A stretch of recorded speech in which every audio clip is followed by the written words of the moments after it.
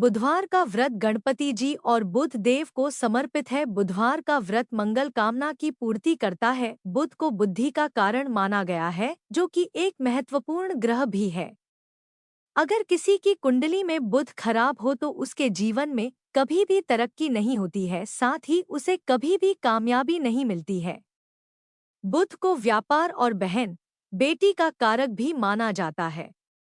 इस दिन भगवान गणेश का दिन होता है, जो कि वृद्धि के देवता माने जाते हैं, जो अपने भक्तों के सभी विघ्न बाधाओं को हरण कर लेते हैं। इसलिए उन्हें विघ्नहर्ता भी कहा जाता है। अगर कोई इनका सच्चे मन से पूजन करे तो उनको जीवन के में धन और सुख समृद्धि की कभी कमी नहीं रहती। भगवान गणेश, जिन्हें विघ्नहर्ता भी कहा जाता है, उनकी पूजा अर्चना करने से जीवन के सभी दुख दूर हो जाते हैं। इस दिन व्रत रखने का भी विधान है। अगर कोई इस दिन सच्चे मन से गणेश जी की आराधना करता है तो उसके जीवन के में धन और सुख समृद्धि की कभी कमी नहीं रहती। बुद्धि, विद्या, वाणी, रिद्धि, सिद्धि के देवता गणपति की पूजा बुधवार के दिन खास मानी जाती है। मान्यता है कि बुधवार का व्रत करने वालों की बुध ग्रह से संबंधित दोष से छुटकारा मिलता है। जीवन के हर मोड़ पर सफलता मिलती है।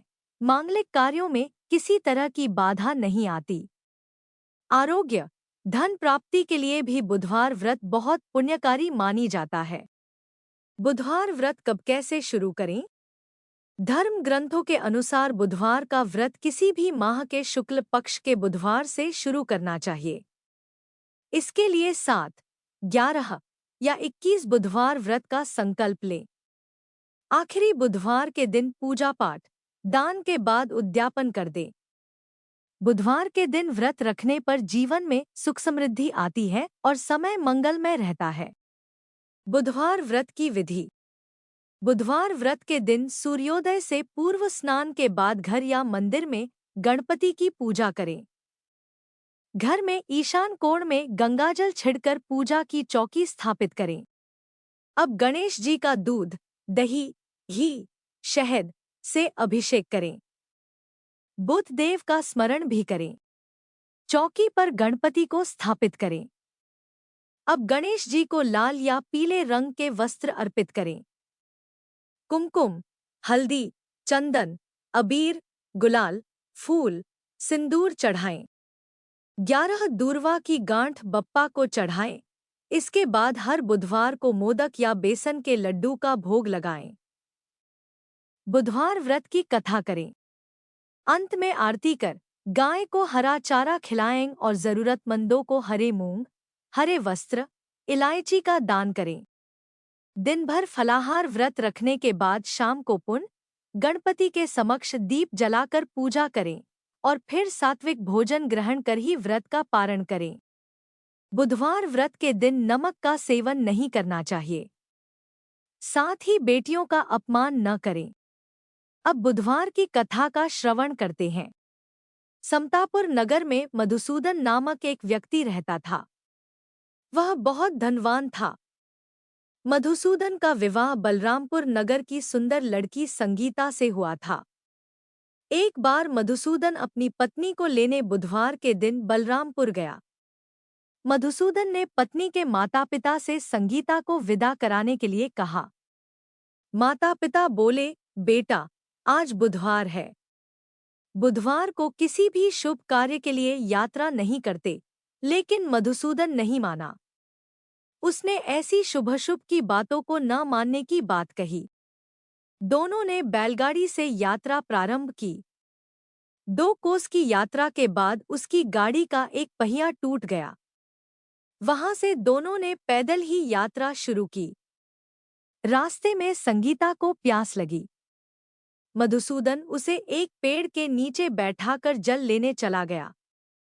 थोड़ी देर बाद जब मधुसूदन कहीं से जल लेकर वापस आया तो वह बुरी तरह हैरान हो उठा, क्योंकि उसकी पत्नी के पास उसकी ही शक्ल सूरत का एक दूसरा व्यक्ति बैठा था। संगीता भी मधुसूदन को देखकर हैरान रह गई। वह दोनों में कोई अंतर नहीं कर पाई। मधुसूदन ने उस व्यक्ति से पूछा, तुम कौन हो और मेरी पत्नी के पास क्यों बैठे हो? मधुसूदन की बात सुनकर उस व्यक्ति ने कहा, अरे भाई, यह मेरी पत्नी संगीता है। मैं अपनी पत्नी को ससुराल से विदा करा कर लाया हूँ। लेकिन तुम कौन हो जो मुझसे ऐसा प्रश्न कर रहे हो? मधुसूदन ने कहा, तुम जरूर कोई चोर या ठग हो। यह मेरी पत्नी संगीता है। मैं इसे पेड़ के नीचे बैठाकर जल लेने गया था। इस पर उस व्यक्ति ने कहा, अरे भाई, झूठ तो तुम बोल रहे हो। संगीता को प्यास लगने पर जल लेने तो मैं गया था। मैंने तो जल लाकर अपनी पत्नी को पिला भी दिया है। अब तुम चुपचाप यहाँ से चलते बनो, नहीं तो किसी सिपाही को बुलाकर तुम्हें पकड़वा दूंगा। दोनों एक दूसरे से लड़ने लगे। उन्हें लड़ते देख बहुत से लोग वहां एकत्र हो गए। नगर के कुछ सिपाही भी वहां आ गए। सिपाही उन दोनों को पकड़कर राजा के पास ले गए। सारी कहानी सुनकर राजा भी कोई निर्णय नहीं कर पाया। संगीता भी उन दोनों में से अपने वास्तविक पति को नहीं पहचान पा रही थी। राजा ने दोनों को कारागार में डाल देने के लिए कहा। राजा के फैसले पर असली मधुसूदन भयभीत हो उठा। तभी आकाशवाणी हुई, मधुसूदन, तूने संगीता के माता पिता की बात नहीं मानी और बुधवार के दिन अपनी ससुराल से प्रस्थान किया। यह सब भगवान बुद्धदेव के प्रकोप से हो रहा है। मधुसूदन ने भगवान बुद्धदेव से प्रार्थना की कि हे भगवान बुद्धदेव, मुझे क्षमा कर दीजिए। मुझसे बहुत बड़ी गलती हुई।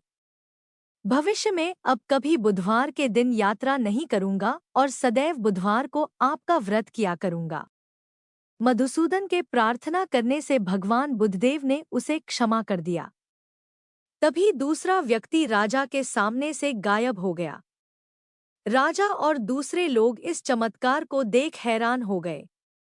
भगवान बुद्धदेव की इस अनुकंपा से राजा ने मधुसूदन और उसकी पत्नी को सम्मानपूर्वक विदा किया। कुछ दूर चलने पर रास्ते में उन्हें बैलगाड़ी मिल गई। बैलगाड़ी का टूटा हुआ पहिया भी जुड़ा हुआ था। दोनों उसमें बैठकर समतापुर की ओर चल दिए। मधुसूदन और उसकी पत्नी संगीता दोनों बुधवार को व्रत करते हुए आनंदपूर्वक जीवन यापन करने लगे। इस तरह भगवान बुद्धदेव की कृपा से उनके यहाँ खुशियां बरसने लगी। इस तरह जो स्त्री पुरुष विधिवत बुधवार का व्रत करके व्रत कथा सुनते हैं, भगवान गणेश और बुद्धदेव उनके सभी कष्ट दूर करते हैं। बोलिए गणेश भगवान की जय।